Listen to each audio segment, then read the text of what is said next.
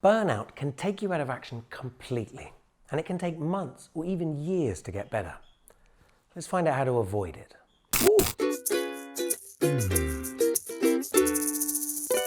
Hi, I'm Charlie Inman from Mindshine. So far, we've helped over 100,000 people around the world train their minds and live happier lives.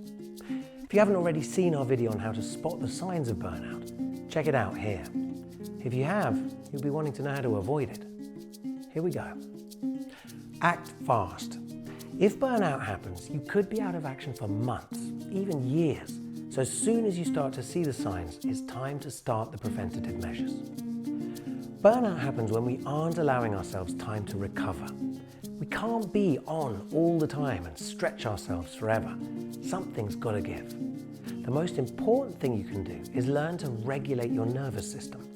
Stop a couple of times a day and do some exercises which will stimulate your vagus nerve, which runs from your brain down through your face and your throat, your heart, your lungs, and into your gut. I'm talking breathing exercises, mindfulness in any of its many forms. Take breaks.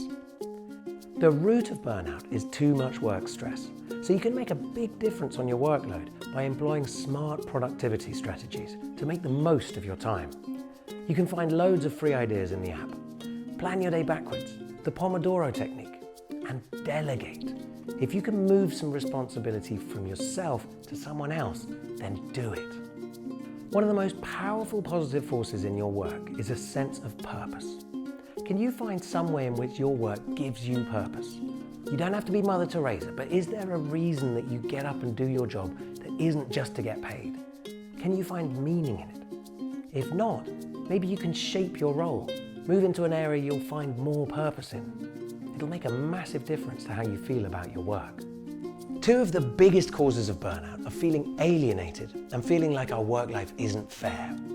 If you feel like you're being underpaid or overworked, if you feel like something at your work is severely at odds with your core values, if you don't feel like there's a healthy community there, then burnout can get a foothold. Reach out to someone and talk about it. I'm not suggesting you start trash talking your job or your colleagues. That's not going to end well. But we know from psychology, repressed feelings just pop back up again to trouble us later on, often when we least expect them. So don't suffer in silence. Talk to your boss or HR if there's a problem. Let them know. Finally, and this might seem dramatic, you need to look at your options. You don't want to feel powerless and stuck. If you've tried everything else and you still don't feel happy in your work, maybe you just don't like your job. I'm not suggesting you do anything rash, but look around in the market, have conversations, do some online courses. It's always good to have options, especially options which can get you closer to that sense of purpose. Thanks for watching. If you take one thing away from this video, it's be nice to yourself. Take breaks and learn to regulate your nervous system. There are lots of free exercises and routines in our app which will help.